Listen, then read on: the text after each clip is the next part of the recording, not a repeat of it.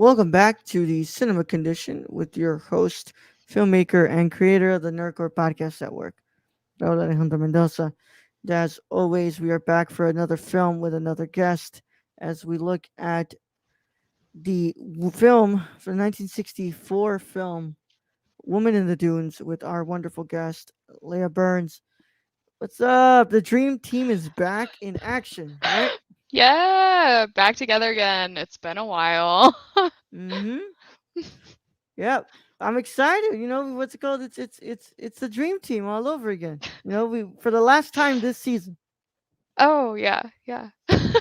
Yeah, yeah, because usually you were gonna have four picks this season, and grad school happened to you. So then you're like, nope, I gotta Yeah. break those apart. We'll do two next season, and then we'll Mhm. see about that.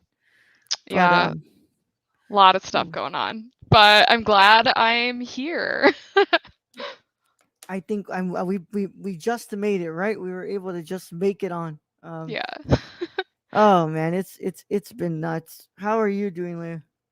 Pretty good. Finishing up a couple assignments for grad school, and then I have a whole month off. So I also just moved, so I'm gonna decorate my house, basically. All right. Yeah. Sounds yeah. I am in the process of moving as well. Everything is going nuts here. I am losing my fucking mind out here. I'm Oh yeah. losing it. I've already I'm lost it at this point, but losing it. it's fine. We'll be fine, right? I Yeah, wish I hope we are. God, I am just absolutely like I'm losing it here. I know. Um It'll be okay. yeah. Um but of course we are we are going to be talking about Woman the Dooms today. Of course, last time Leia was here, we did talk about Ginger Snaps, which was a really interesting movie. Why am I always so excited for Leia to come on? Why? Because Leah's the only person who does the erotic films with me, and it's like, why? Why is she the only one who wants to do them? And I like you can laugh, but like I she's know. the only one who wants to do them, and I'm like, I love it. Like, every time I'm gonna bring Leon, like, I'm so excited because somebody gets to talk about these type of movies with me. I enjoy them. It's just really funny that you say that because whenever I would go visit a friend's house when I was like younger, like in high school, we would always just pop up movies in the living room, and Mhm. always her dad would just walk in the room as soon as there's like a sex scene on the screen, and he really thought I was like a porn addict or something. He was like, "Leah, why every time you come over there's pornography on my screen?" And I was like, It's, "I'm sorry." I'm sorry. I like these movies a little too much from what Yeah, the- they're just like they're interesting, and I feel like even though yeah, there's a lot of booba on the screen or whatever, yeah, like there's a lot going on, so they're fun. yeah. You know, what's it called? It ain't what's it called, pornography. You know, just learn to not be a prude. That's all. Yeah, Yeah, I mean he said it with love. He would always yeah. joke whenever I was in the house. He's like, "There's the porn addict," and I'm like, It's the "What's porn up, addict. baby?"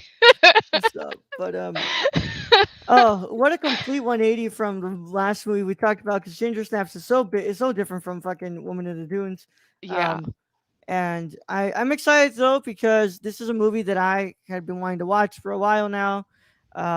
Specifically because one of my favorite directors loves this film, and this is also one of the 10 favorite movies of my another director that I love.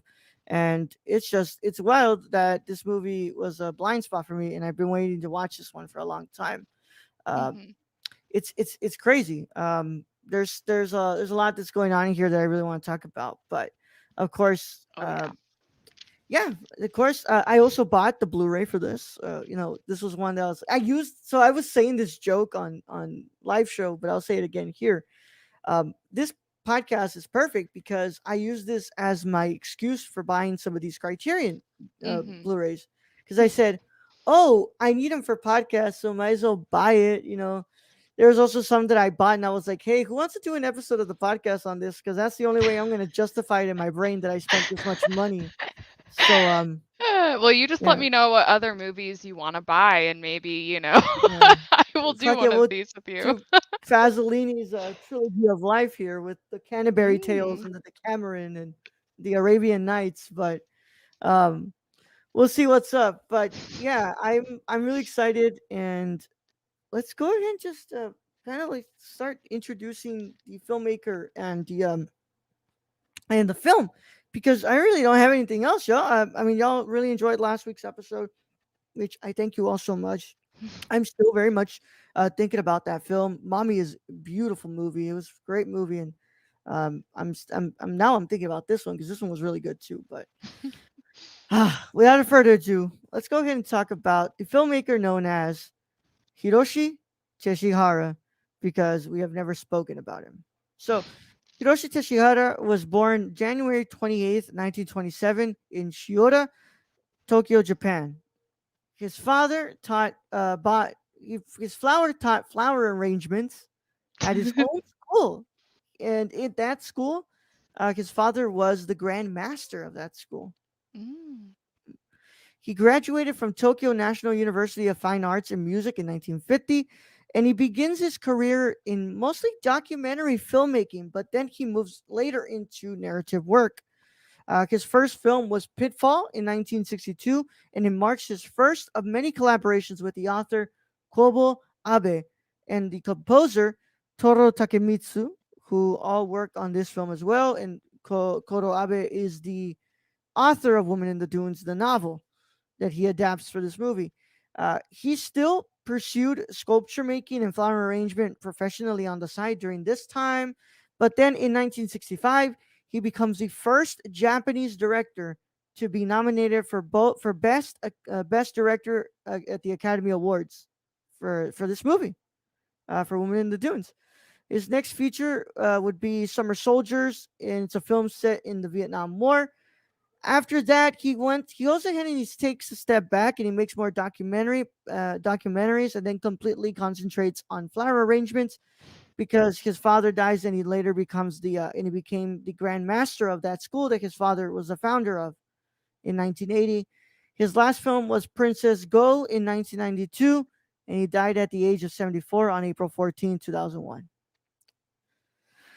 Yeah, um, quite the man. Mhm. Flower arrangements. That's I've never heard of that. That's really cool. I obviously I don't know much about this director. I did watch this film for like a Japanese cinema class, but that was years ago, and I don't think we ever mentioned the fact that he was a flower arranger. Was it like Ikebana or just flower? Did it just say just flower Ikebana. arrangement? Okay, cool, yeah. Ikebana. When I was in Japan, I took an Ikebana class from like a flower master, so it's fun. He did Mhm. not fully like mine, I don't think, but he didn't say that specifically. He was just like, your flowers are too short. And I'm like, oh.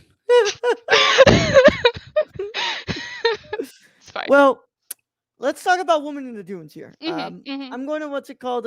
I forget that I don't actually like what's it called read synopsis on here. And to be fair, the synopsis you find on IMDb kind of suck for these movies. So I like to go to the Criterion Collection because they always have really well thought out, beautiful written synopsis. So this is a synopsis for Woman in the Dunes. One of the 1960s great international art house sensations, Woman in the Dunes, Suna no Omna, was for the many the grand unveiling of the surreal, idiosyncratic world of Hiroshi Toshihara. Eiji Okada plays an amateur entomologist who has left Tokyo to study an unclassified species of beetle found in a vast desert. When he misses his bus back to civilization, he is persuaded to spend the night with a young widow, Kyoko Kishida, in her hut at the bottom of a sand dune, which results in one of cinema's most unnerving and palpably erotic battles of the sexes, as well as a nightmarish depiction of everyday life as a Sisyphean struggle, an achievement that garnered Teshihara an Academy Award nomination for Best Director. I love Note that palpably erotic. palpably erotic, yeah. Nominated for 2 Academy Awards for Best Director and Best Foreign Language Film. Based on the 1962 novel by Kobo Abe, the screenplay is by Abe, who Toshihara collaborated on 2 films before this one. Shot on location in the Totori sand dunes in the Tori Prefecture, Japan. It is the only large sand dune system to be found in Japan and was created by sediment deposits from the Shugoku Mountains. Hmm.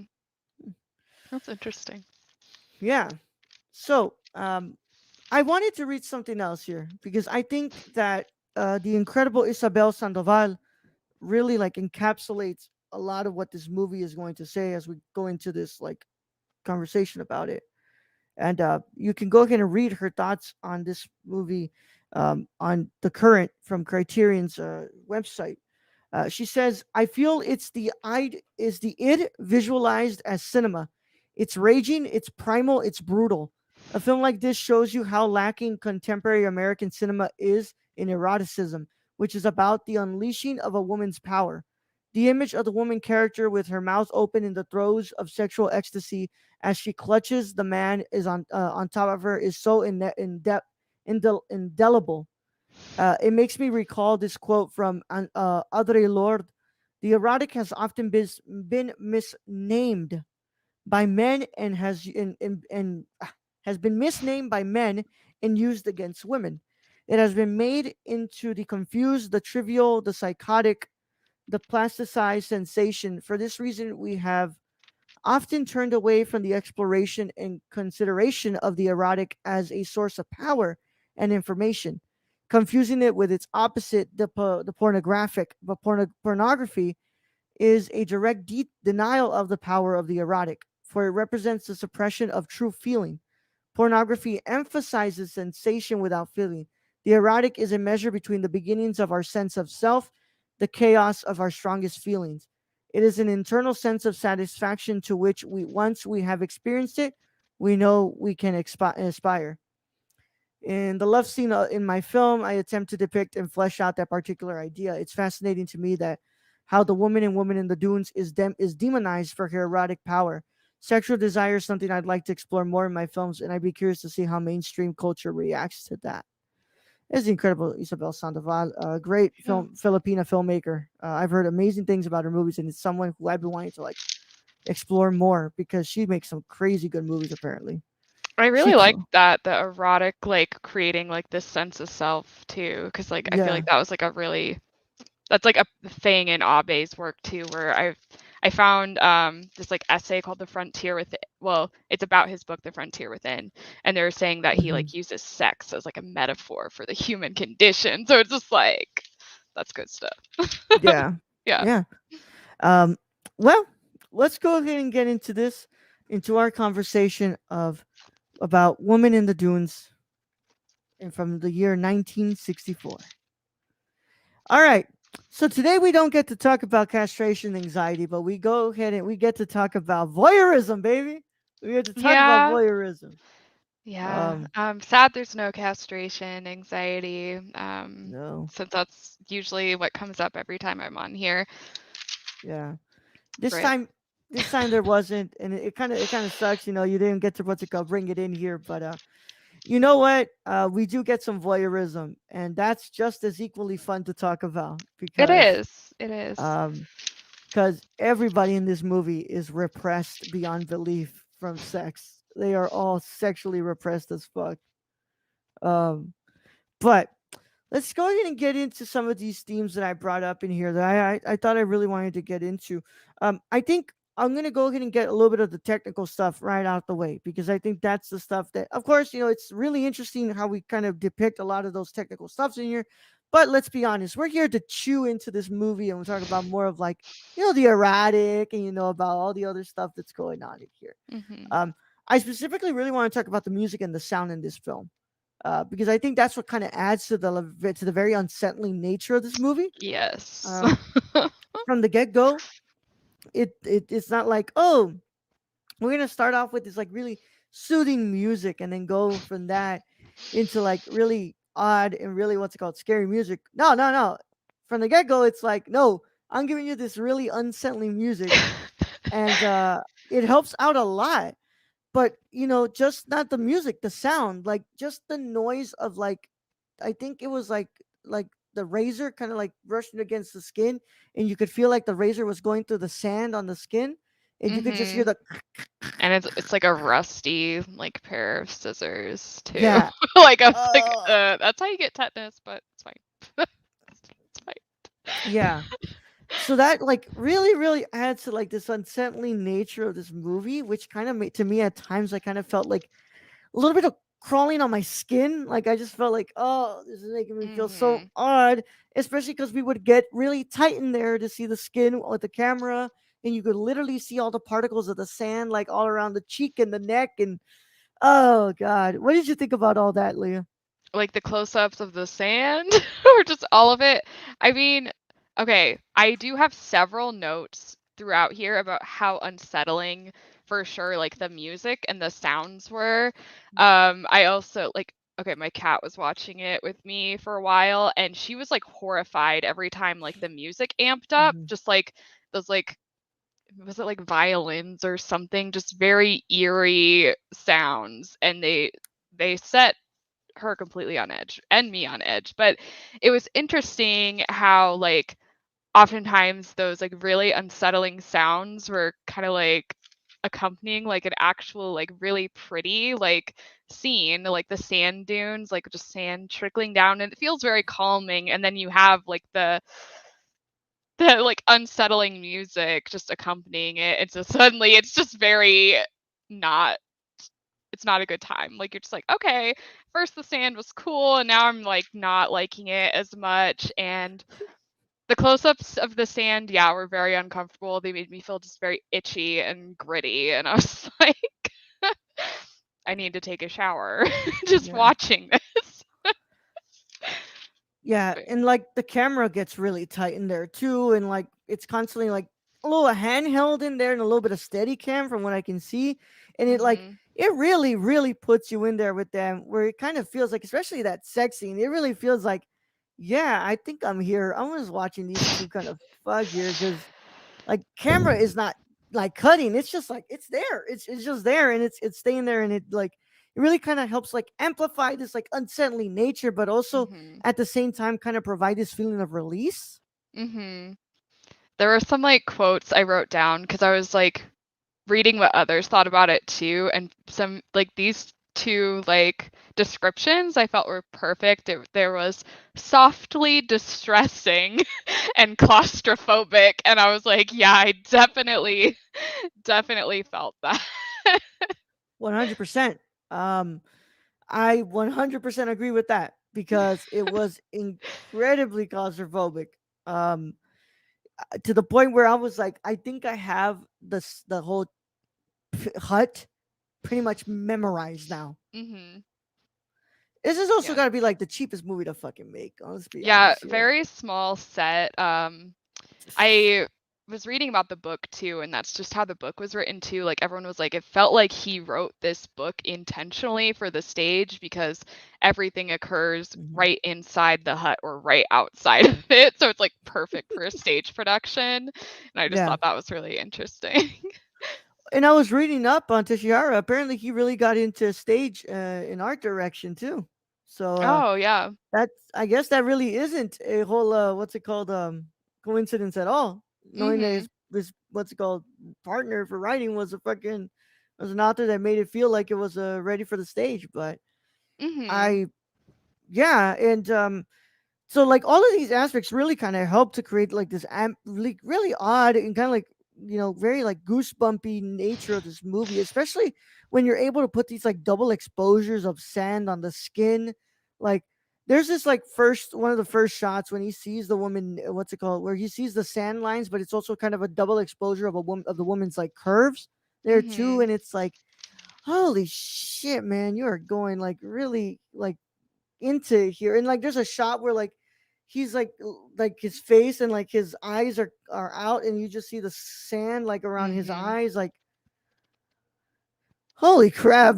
Yeah, I thought it was really interesting, like, when they first show her, like like sleeping naked with the sand like completely coating her body, and she's just like, she's so used to it, like the sand is like a part of her, like it's just kind of like a second skin, like she doesn't care. And the guy is just sitting there with like that little like wipe he has, and he's just like trying to like wipe off all of the sand just while watching her. Like he carries it around for so long, like for the first couple days at least while he's trapped, and you just see how much he just does not want the sand on him, and eventually he gives in too, and like becomes covered, like you said, just like she was. So I thought that was Embrace cool. the sand. Yeah. Just embrace it. Yeah. Yeah, just embrace it. At that point, like if I'm in that situation, I'm just like, fuck it, whatever, I'm gonna get sand. Of course, like, if you want to, what's it called, take some out of your ass crack or something. I don't know, but I like, know. That's like the main thing, like with the sex scene too. I'm like, I get that this is like erotic, but I just feel unsettled thinking about everywhere it's going. everywhere, literally everywhere. Yeah, like I know they just wiped the sand off of themselves, but they were covered again instantly. So I'm just kind of like, I can't. It's just so freaking uncomfortable to just see them doing that, and then you're just like, it's Where'd getting that sand go now? everywhere. Like Yeah. it's getting into pee holes, it's getting into fucking uteruses, and it's like everywhere. Yeah, I did not love that. Yeah, me neither. I thought about like, because like everybody has at one. Hopefully, everyone has at one point gone to the beach. When you go to the beach, you always going to take a shower at the little nearby showers they have there. Why? Because the sand finds its way to really get all up in there. You could literally just be sitting down, just chilling out, and somehow that sand has found its way into like your ass cheeks or like your back where weren't even like, it doesn't matter.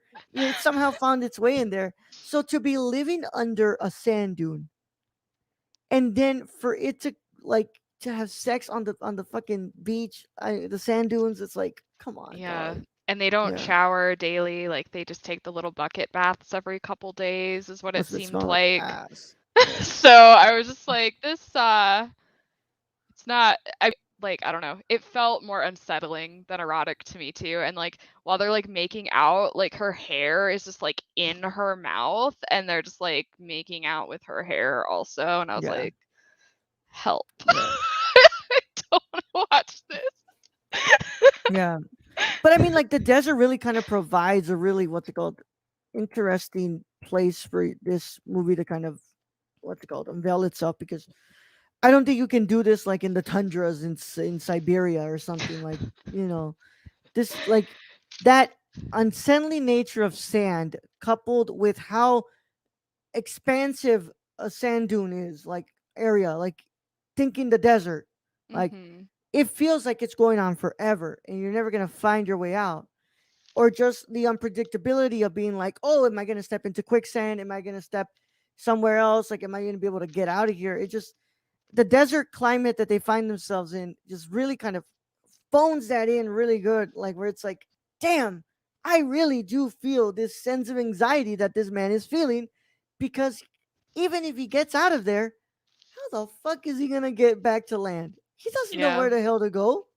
The sand is a prison, is what David Mitchell said. I was reading one of his reviews, and he's like, the sand is quite literally A a prison. prison. He says literally, symbolically, and not just for the man. We too are down in this burning sand pit, basically. Like we're like stuck in this meaningless toil of scooping. Well, they're scooping the sand, but Mhm. Yeah. we have life things. So sand is a prison. Yep. The sand is a prison, and inside of the sand, there's exploitative labor, um, power dynamics, voyeurism, Yeah. and just this beautiful depiction of primitive behavior. Yeah. I wrote like the sand is life, meaningless, endless toil, gritty and uncomfortable. Yeah. Let the sand flow, not the spice. Let the sand flow. But I mean, it's true, and that's why probably this woman feels so lonely because she's like been there so long and she doesn't even know how the hell to get out. You know, Yeah.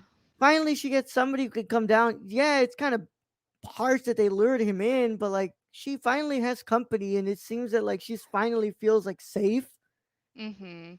because She's I just think like a very lonely woman and takes yeah, everything very personally. Like whenever he tries to escape, like she's like, "Oh, it's because he doesn't love me," but it's like you trapped him there against trapped. his will. It's not that he doesn't love you, dude. It's that it's like man is trying to go home. I He, know. What do I have here? Like she like loves her like living in the Dune pit though also, which is I find very odd considering it is also what like killed her husband and daughter. Like, and she's just mhm, like, I like it. Like he's like, how can you stand being trapped? Like it's pointless. And she just says like, this is my home. Like, yeah. why would I want to leave? Well, after a while, that isolation feels like home, and it feels like the only thing that you kind of have. Mhm. It's just it doesn't. It's not gonna move past that, and this is where I pretty much am now. There is no absolute sign of me leaving anytime soon, so might as well just get used to it. And it looks like she likes her home. Honestly, like there are bits and pieces in this film where it looks like this woman is like honestly comfortable living in this freaking sand, dude. She And is. Like, I think that's all she's known her whole life, too, because she talks about how, like, they don't have that many people left in the village because a lot of the kids will leave, but she mhm, hasn't left. Like, she's part of this village and she doesn't want it to be consumed by sand, even if this random outsider guy thinks it's completely pointless to live there. Because she yeah. did make some good points whenever he was like, it's pointless doing this every single day. And she's like, well, what else would I do? And he's like, well, you could go walk around. And she's like, isn't it exhausting just walking around aimlessly? Doing Like, nothing she too. has a purpose, and it's to keep her village from being buried in sand. Yeah, and it's like that brings up like, and I guess we'll go into one of these first what's it called themes I have in here. The whole idea of like freedom versus like free will, or like her purpose here, because Hmm.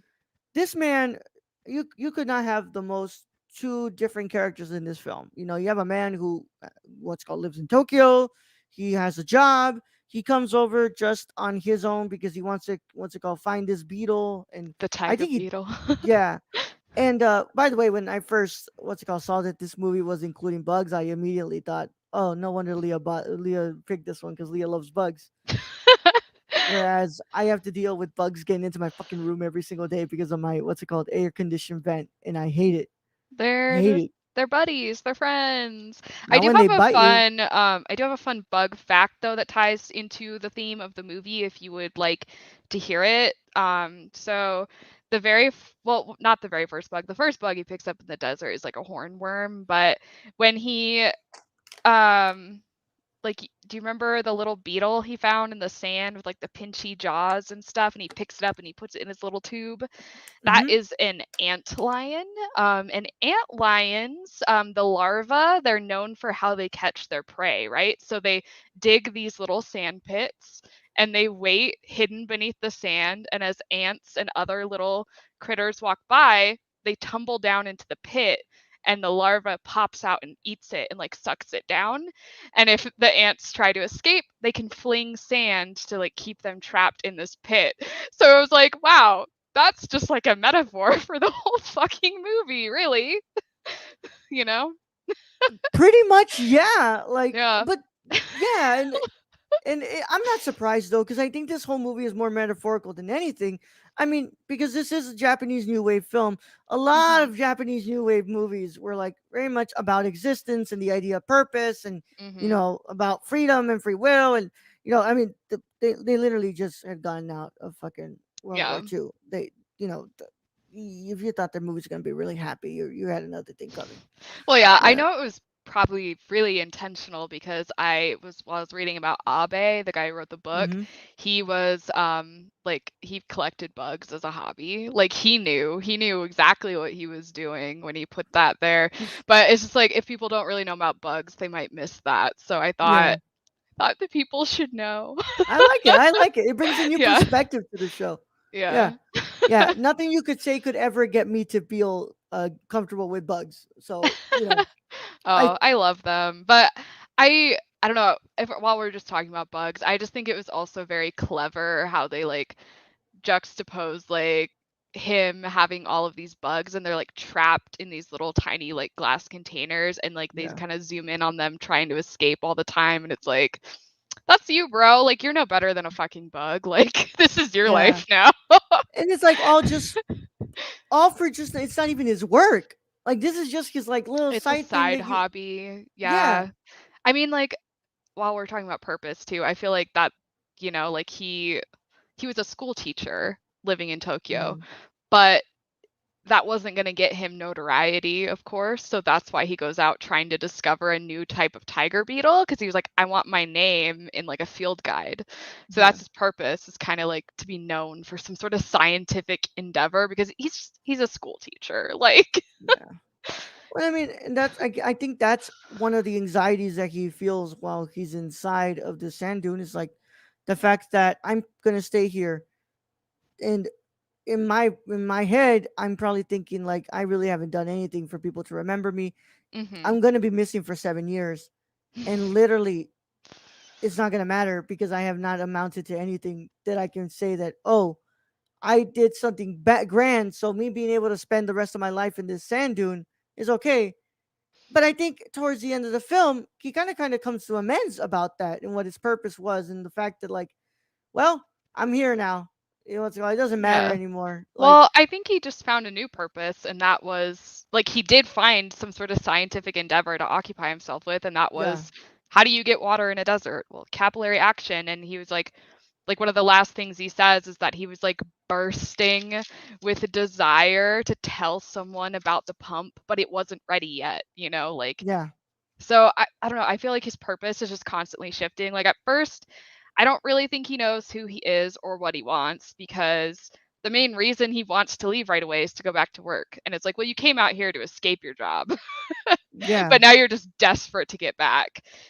And the And fact that he says like, uh, "Oh, everybody's gonna notice that this school teacher's gone, and I'll get found real quick. Like, it's okay. Let's go." And then once the days get longer and they pass more, and he's just like, "Yeah, no one's gonna come and find me. I need to get out of here real quick." yeah, so his new purpose becomes escape. And he's like, I'm going to do it. But finally, when he can escape, he's already changed his idea and he's like, you know what, this pump is cool. Like This I'm one's gonna work cool. with that. Yeah. I mean, it really does make for like really kind of interesting stuff there because, of course, the woman, what's it called, has kind of like uh taken the time to really accept her new purpose and also understand that like she may not have the freedom to leave, but she has the freedom to like what's it called, be okay with the fact that she has a newfound purpose in life, and that is to like take care of the people that are around her by making sure that this village doesn't get covered in sand, right? hmm Whereas, this man is like feels like he's completely stripped of that freedom. And while towards the end he kind of realizes like, well, I do have the freedom to choose this new purpose, and it's okay because it's like really close to what I used to do. So now this capillary action is gonna probably get me notoriety with them, and hopefully maybe they'll be like, okay, don't worry, you can leave. Yeah.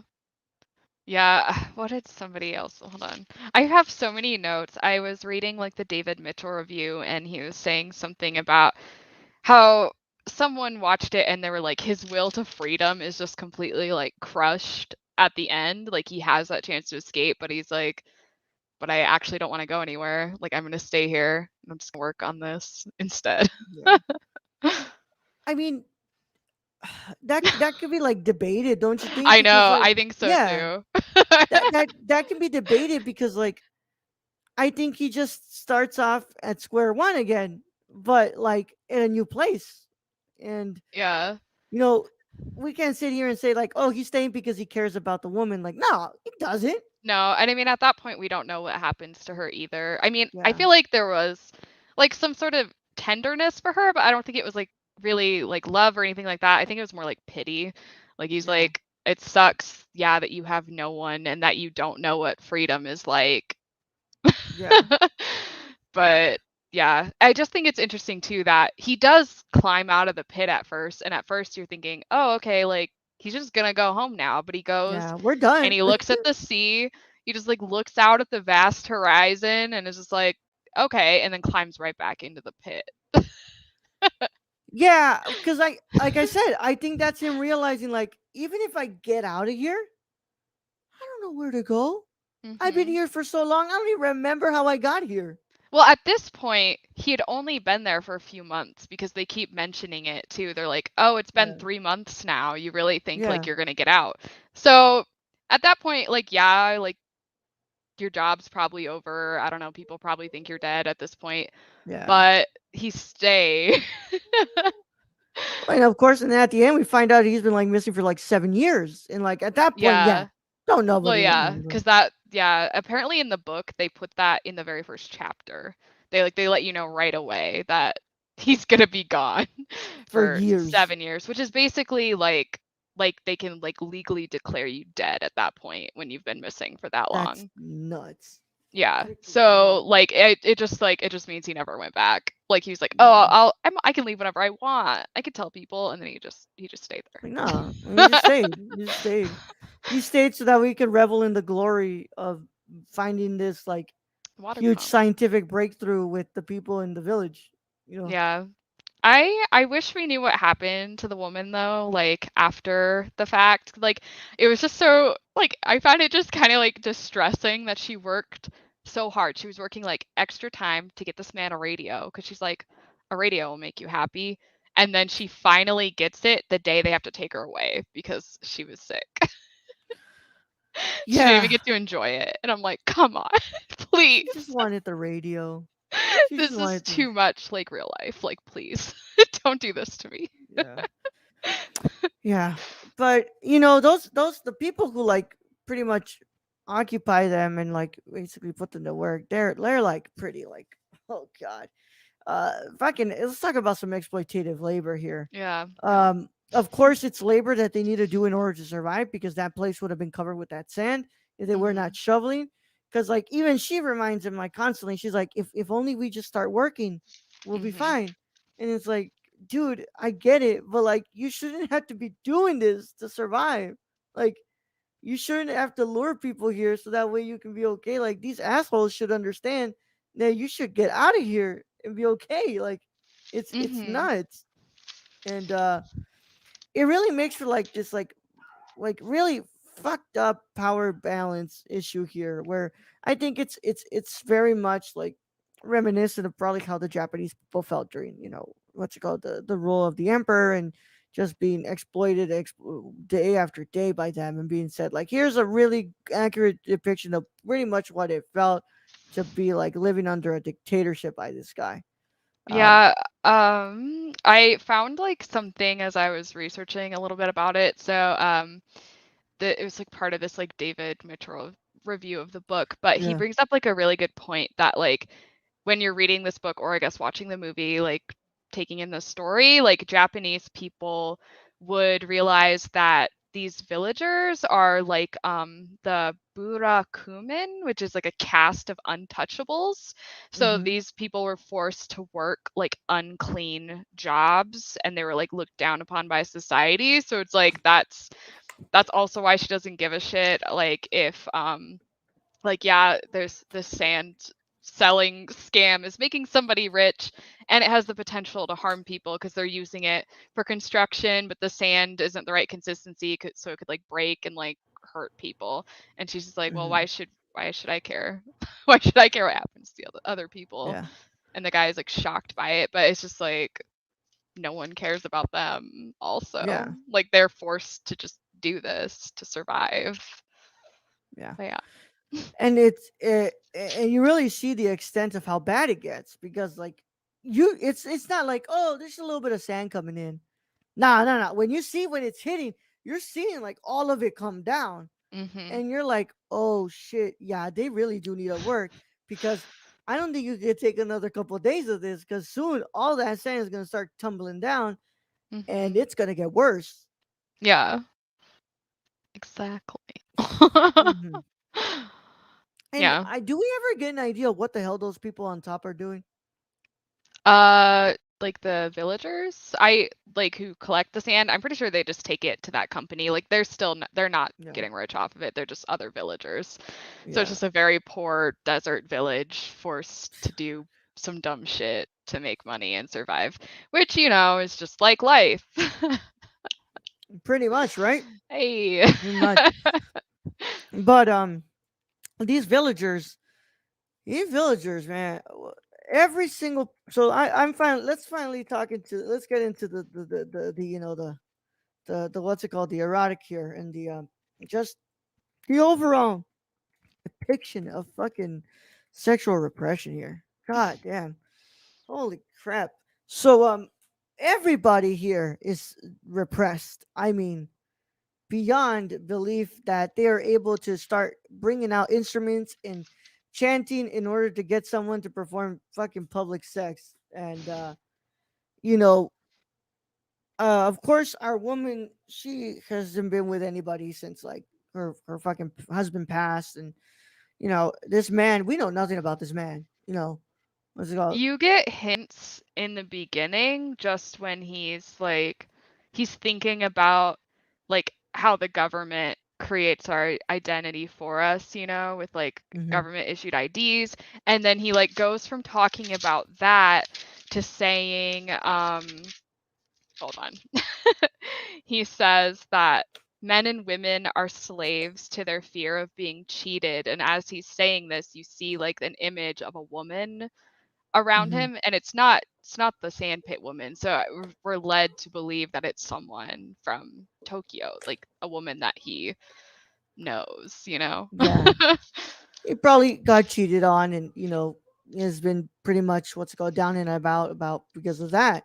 Mhm. But he also, just the way that this man kind of stares at her at first, where when she what's it called, when she's on laying on the bed naked. And by the way, just the most beautiful use of contrast on there, and how like you don't really see the nipple, but it looks beautiful in the way that you see like the body kind of just laid out, and Mhm. you see those curves kind of going, and it's like you're not seeing a lot, but like just the use of the light there is just fucking fantastic.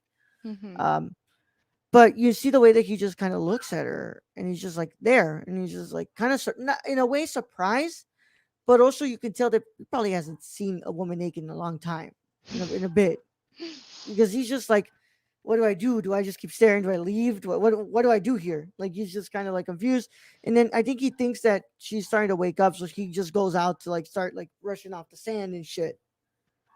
But of course, as more time passes and they finally have sex, they what's it called, which is a really interesting what's it called, scene itself. God damn this dog. What's it called? Scene itself, in the way that like I have never seen it like really depicted where a woman really does look like she is having a lot of pleasure in this act. She was very There's horny. Yeah. You could Once just again, tell in her face just when he's brushing the sand off. She's like, yeah. "Okay, nice. Haven't had I'm this not in a while." I'm not pretty like the city girls, right? Oh, yeah, Is that that was what she says? sad. Yeah, she was like, "I know I don't look like all the pretty women in Tokyo." And he's like, "Shut up." Like, it's fine. It's like, shut up, dude. You're it's like, oh, don't worry, you're beautiful, whatever. Um, and it's just what's it called?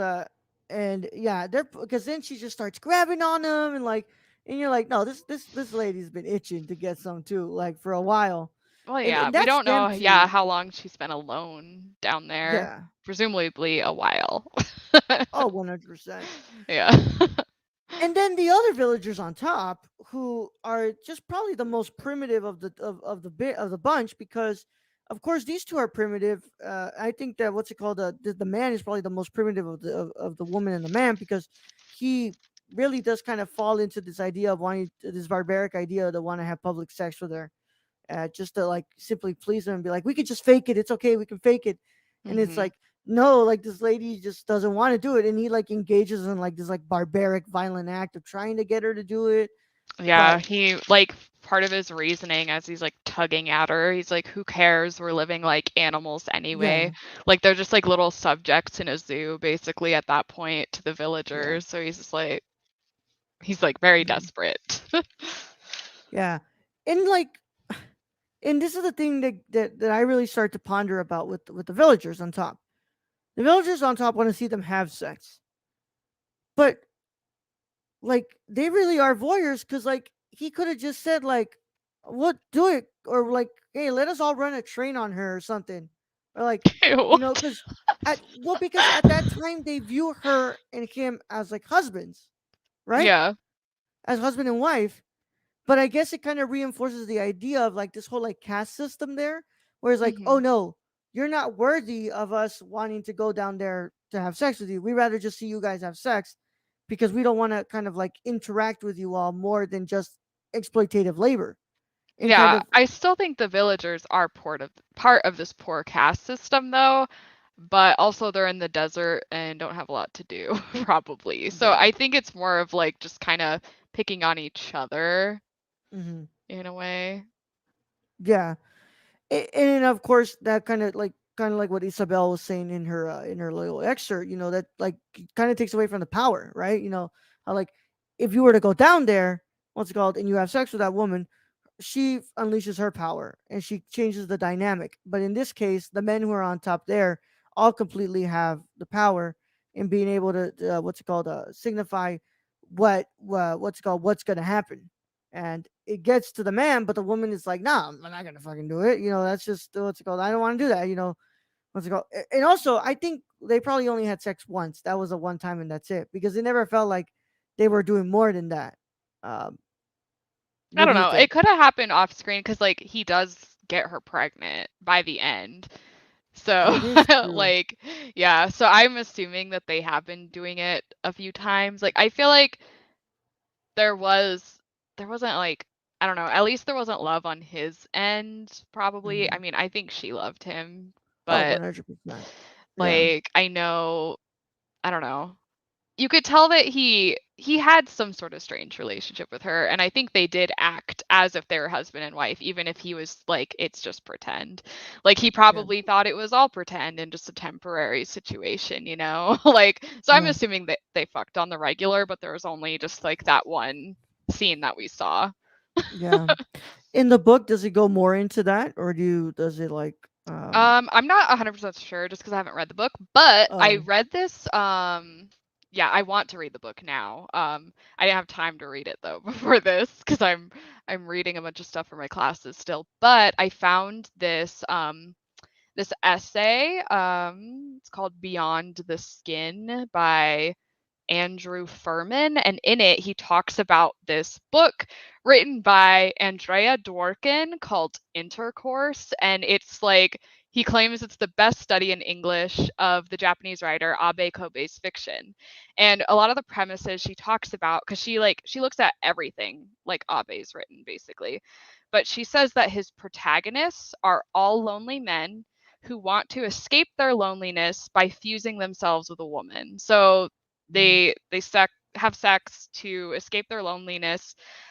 They want to abandon their suffocating sense of self, but also remain the master of the sexual encounters.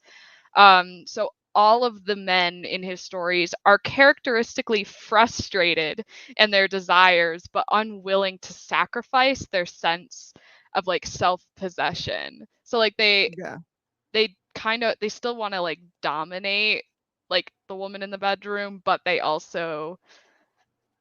don't like they want to lose their sense of self, but they yeah, can't let it go, which I feel like is noticeable a lot just in the way that he talks to her. Like he's just like women or like men can't be like kept on a leash. Like he's just like yeah, I'm a man. I'm gonna show you I'm a man. But like yeah. Women can't be kept on a leash, but I'm gonna stay here because I really want to show them this scientific breakthrough, and it's like you stay here, you're gonna be kept on a leash by these people, basically. yeah, You well, he know, doesn't want to be kept on a leash by her either. Like he's like, yeah, I'll tell you when we can work. You don't work unless I tell you to, like in the yeah, beginning, you know? Like and yeah, he's just like he very much wants to be in charge but can't because he has no control over the situation. Even when he tries to take control, there are other obstacles that keep him from like yeah. getting that. And another interesting thing that was like in this article was talking about like skin. So like Dworkin says that skin is the frontier between the remnant world, the absolute limit to what we can know of others. So like we can't truly know each other, and like that's why in like his stories they're always trying to like fuse through sex to try to like know one another. reach this like plane where they can know each other, but Yeah. ultimately, even though our skin touches, we don't really know each other. And no, yeah, Yeah. and I think that's why like that's why I found so interesting in Isabel's like what's it called excerpt where she talks like this is basically the id visualized. Mhm. It's our deepest desires that we all want, but we can never what's it called fully express them because they're so locked inside of our brain that Mhm. that they're not able. They're like that's it's the stuff that we don't want to talk about that we don't even probably notice ourselves. Yeah. She also talked about this concept of like skinless sex. Yeah, And so she's saying like the skinless sex is obsession, but like obsession is too psychological. It becomes life, and as such, it is a state of being, a metaphysical reality for those in it for whom no one else exists. It ends when the skin comes back into the being as a boundary. And it's like, shit. shit. Yeah. But it makes sense. It really Yeah. does. It does. It's because then like if there is no skin, there is no part to obsess over. There is Mhm. no body part, reproductive body part to really to glorify. There is nothing. It is simply just being and being. Mhm. I think it's just like just reading all of that was like interesting, going back and thinking about all the close-ups like Yeah, of the sand like clinging to the skin and everything too. Like it's good shit. yeah. The sand is its own character, and it's trying to have It sex is. with these people too. Oh no. It's a prison, but it is also its own what's it called being that wants to have sex with these people. No, Um, I still feel like the sand, I don't know, isn't like a being, like it's like an external force, you yeah. know? Yeah. Oh no, I'm just fucking I around. know, I'm I just know. but But I mean, it does get everywhere. it's rough, coerced, and gets everywhere. Anakin Skywalker. Yeah, but what's it called? These and I came to the conclusion about voyeurism because and I want to call back to a film that I had seen. It's a really good film that I think everybody should watch. Krzysztof Kieslowski's a short film about love. Um, Pretty much, this guy spies on a woman who is across the street from him in a different building with a telescope and watches her have sex with multiple people throughout with people throughout her day. And what's it called? That woman finds out and approaches him. So we kind of like break the barrier of fetish and subject. The fetish is confronted, and the voyeur gets to go out with the subject. And I won't go past that because I would spoil the movie. But like it's kind of the same thing in here where they're like, "Oh, have public sex, right?" But like, "Oh shit, we got to go down there to fucking what's it called? Make sure that this woman is okay because what's it called? She's about to die." And because she's what's it called pregnant, she's having like a what's it called basically Ectopic pregnancy. like a miscarriage. No, it's ectopic pregnancy. So it's like the baby is not where it's supposed to be growing.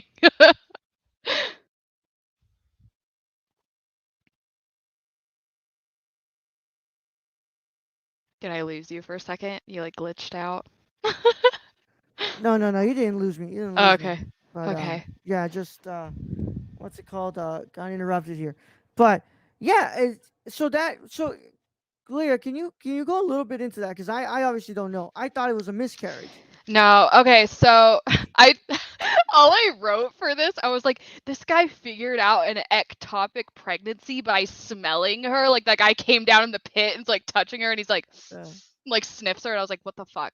I don't know like all of the specifics, but I can pull up Wikipedia and tell you about it. So an ectopic pregnancy occurs when a fertilized egg implants and grows outside the main cavity of the uterus. It often occurs in a fallopian tube, which carries eggs from ovaries to the uterus. So it's like a tubal pregnancy. So it's just like it's just not where it's supposed to be, you know, and like you can die from it if it's not treated properly. So you have to get that shit just removed. Like I think that's the only option, is just take it out. So Yeah. that's why I'm like very concerned about her, and I'm like, I want to know if she made it, The because sad I'm thing to me, not having hope about it. the sad thing to me is I think that she probably didn't survive, because that Yeah. sounds like it's actually really fatal, and that Mhm. the fact that they live all the way out in the desert and probably don't have the necessary, tools to be able to help her out, she Yeah. probably ended up dying. That's what I was like thinking, and I'm like, it's just kind of sad. Like, Yeah. yeah, especially because like I don't know, she was finally kind of getting the life she wanted, and this guy ended up staying. Like he finally gave up his chance of like escape. Like maybe they could have been kind of happy together. No, but at the end, he I mean, decides to not even yeah. give a shit about that, because he's gonna go ahead and give him the scientific breakthrough, and then his name will be published in the newspaper because he's been gone for 7 years. Yeah. I just like I felt so bad for her the whole time, because I'm like, I honestly I didn't give a shit if this guy ever escaped. Like I kind of thought he was an asshole, and I was just like, you're Yeah. kind of rude and like I like mean, you a my know-it-all. interest in this movie was completely with the woman, because of the Yeah. fact that, like, just kind of like what it said here, and that's kind of why I like when you pick these movies, because not like, first of all, y'all, if you're listening to this and you're like, oh, is it really like graphic? Like, no, the sex isn't even like, it's not even like, this is the You don't least really erratic see of any all. Yeah, parts. I think you you see a s- nipple. you see a nipple, but it's so contrast that you can barely even see where the areola forms. So you're good, but like, that's why I like when you pick these movies, because of course nobody else wants to talk about these movies with me. Nobody else, and I don't People think don't want anybody to else. talk about sex or eroticism really. I think people just find it uncomfortable. But I'm Well, just like, because I think it's that whatever. when they do, they will realize that erotic isn't the same as pornography. Mhm. Yeah, and I think that that's something that they're not ready to confront, the fact that they've been making this out to be a taboo for so long. Yeah. I feel Whereas, like like, some directors might not even know that either. They're like, "Ooh, erotic," and then they just fill their movie with like porn. But like, yeah, I totally get what you're saying. Yeah. yeah, and then you have some dudes who like don't even know, and they unintentionally make stuff that's like, oh shit, dude, you actually made a really good movie here where you actually point out the fact in the power dynamic, and you're like, you didn't even notice. They're like, I kind of just shot this movie, and like, but in here, it's this woman completely has the power over this man. Even when he doesn't want to realize that he doesn't have the power. Well, Being, she's the antlion and he's the ant. Like mm-hmm, she sucked him into her little trap. yeah, and you don't ever get a lot of that in other movies, and it's just really interesting to see that kind of depiction, where it's like you have this woman who holds all the power. It's not just sexually, but what's it called, um what's it called, physically as well, and just the fact that she keeps him under here for so long. And this man truly is just a small little bug in this vast openness of this desert. And this woman really does hold the fate of him in her hands, because if she didn't get it through his skull that they need to work, he would have died. Yeah. Yeah. Like, and like the people were willing to just let him die too. They're like, "Oh, you won't work for me? Just fucking die. Die in your Right. little pit," you know. Yeah. Yeah. And that's why, like, I like that when you bring these movies, because it's not simply sex that we watch here. Like, there's something more. And um I don't know, I've never seen Secretary, and we're doing Secretary next season, because that's one of your picks. Yes, I was like, I forgot that I had like had that chosen. It's like Yeah. it's Okay, it's very cheesy, but so good. Yeah. What's it called? Soderbergh is like hit or miss sometimes, but I'm willing to see that. But it's you have hard candy and you also have secretary, so I'm excited to see where we go with those two. But is there anything else you kind of want to bring up before we end it, or there's some stuff that you took notes on that you really want to bring up Uh, that could make some like little sideline conversation here? let me see. Hold on. Let's see. We talked about kind of purpose and identity. We talked about eroticism. I think we touched on most of it, but I just like one of my notes is just funny because it's like it's a movie in the desert covered in sand, and my note is just everything is so moist. Like for a movie about sand, it's the most moist movie ever. Yeah, And like the woman talks about that in the beginning too. She was like, "Oh yeah, the sand it rots everything because it holds moisture." And the guy's like, "You're so fucking stupid. Like it does not." And then in the end, yeah, he's like, "Oh shit, maybe it she's right does. though." Yeah, because I can do this capillary action. Yeah. Um, So I don't know. by the I way, yeah. seeing him struggle at the beginning, like trying to get up, and he's like, "Let me just dig a little hole here. I can put my foot in there." Dude, it doesn't work like that. You're I gonna know. fall. It's so You're gonna sad, fall. but also relatable because, like, I know I do that to myself. I mean, I'm not trying to physically climb out of a sand pit, but just like everyday life, I feel like people just kind of make their lives way harder. Yeah. Oh They yeah, of course. self-sabotage. They don't think things through because they're desperate, and Yeah. he wants to have some sort of hope that he'll get out. Like one of his quotes was like, even if it's just a lie, it's nice to have hope that things will change tomorrow.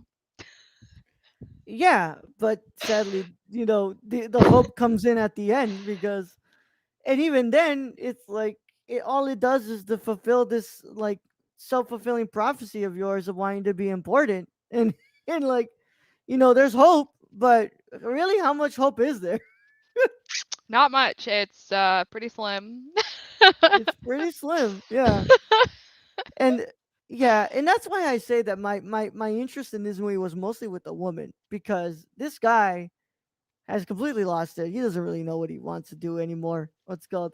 But this woman is just like leveled. Like she knows. Like she's perfectly comfortable with being here. She's very content, and I just really like him trying to like talk her out of it too. He's like, "Ew, why the fuck Yeah. would you live here? Like that's so dumb." And she's like, "I like it here. Like I'm fine. Yeah. It's I'm so content with my anti life." like it's so anti-communal, like what's it called? It's very individualistic look of life, and you'd be like, "Ew, this person who lives like completely different from me." It's like, why don't you have to come over here? Why can't you be your own person? Why can't you come to the city? Why yeah, And why it's can't like, you come to Tokyo and join society instead of living yeah, out here doing your own little thing? Like that's so yeah, weird. Come conform with me. yeah.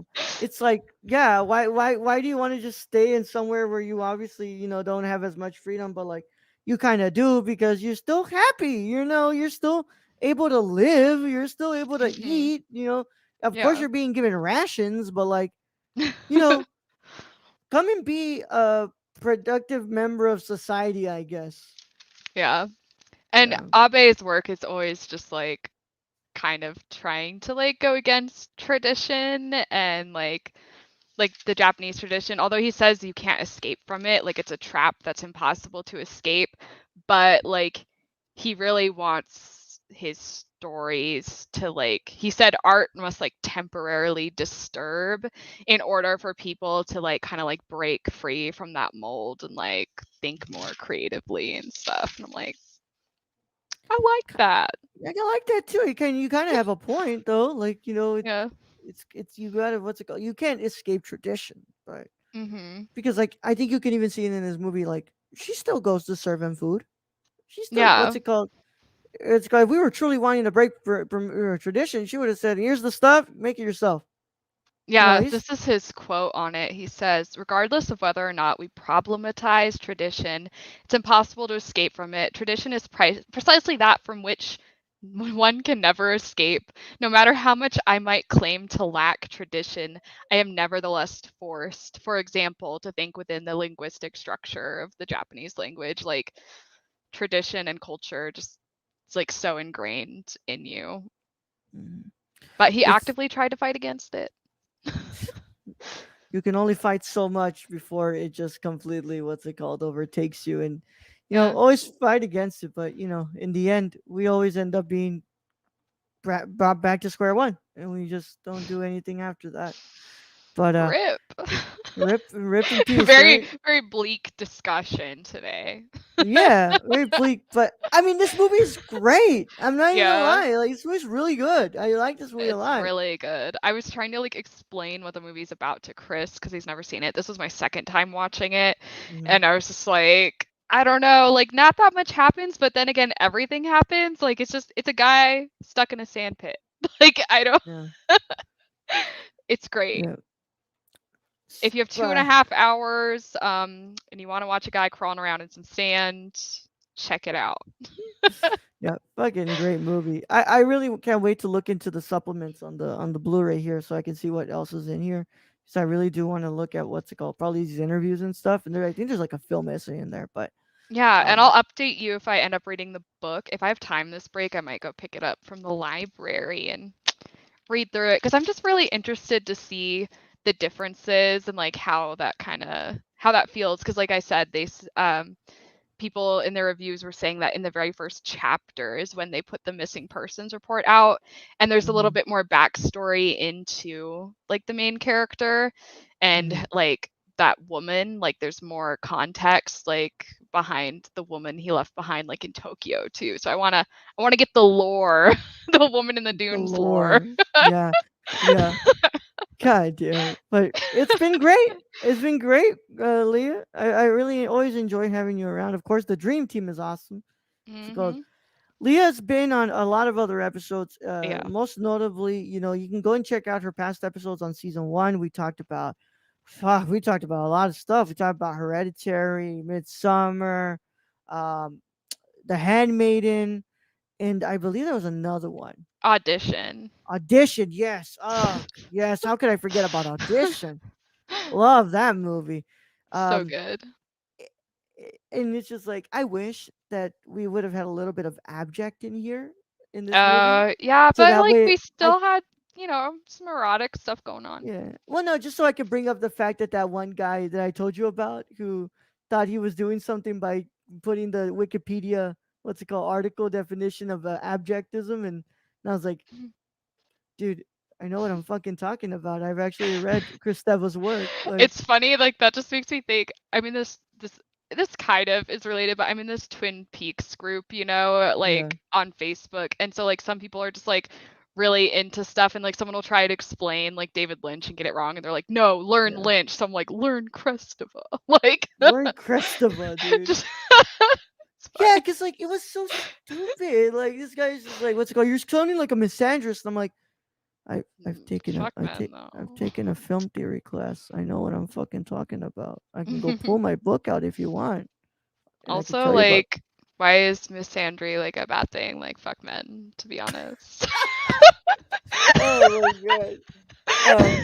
But it's been a pleasure. It's been a pleasure to have you on, Leah. And Thank as you. always, let them know where they can find you on the internet. I And put my Twitter on by my name, Lumpy remember Space this Bitch. Yeah. the remember the video version is available to patrons on patreon.com/nerdcore. So not everybody will have the video version, Mhm. but everybody will have the audio version. Okay. Okay. Well, I'm on Twitter at Lumpy Space Bitch. The I is a 1. And I'm also on Twitch, but I haven't been on in forever. I was temporarily suspended because of the B word in my name. But they gave me a new name, which I did not choose. But I am on I'm on Twitch now as Lumpy Space Dinosaur. Uh, I will probably change that later on, but I will be streaming a bit this month if people want to pop Yeah, in. I always hop in, of course. I Yeah. like watching you stream. But Thanks. I tried my best to make sure that we could get Twitch's attention with that, because that's It was so dumb. honestly so fucking funny though that like I had just kind of given up at that point, and then I get an email and they're like, "Welcome back, Lumpy Space Dinosaur," and I was like, "Ah." What? Weird choice, but okay. Like I gave them a list of other options and they just went with some random one that I did not provide. So Lumpy Space Queen, you know. That's right, totally... yeah, exactly. Like I'll do a little poll and people can help me pick my new name Yeah. sometime next month. But for now, we're Lumpy Space Dinosaur and we're rolling with it. RAR XD, baby. Lumpy Twitch.tv/ Lumpy Space Dinosaur, y'all. Yep. But as always, you can find me at the Nerd Chigon on both Instagram and Twitter. You can keep up to date with all the stuff I do on the Nerdcore at thenerdcore.com. But I am gonna go ahead and switch things around. And these are only available to patrons, of course, the video versions. But at the end of the season, I will be uploading the full season 2 to my personal YouTube channel, and I'm going to be moving the podcast over to my personal YouTube channel, at least the video versions, because this also has its own feed on audio. So this is going to be start going to my what's it called, my YouTube channel. Of course, this will still be associated with the Nerdcore because it's still a show from the Nerdcore. It's just going to be living in a different channel. And that means that season 3 video versions will all be available on my YouTube channel and stuff like that. But we'll talk more about that when we get there. But in the meantime, it has been a great time. Like I said, I am taking this as slow as I can. I said I was going to record 2 episodes in November, and I recorded 2 episodes in November. So I don't know who my next guest is, but I do know that it's probably going to be a great one. So in the meantime, it has been a great time. I don't have an outro, my friends. I just say go and experience some cinema. And of course, I will see you all on the next one.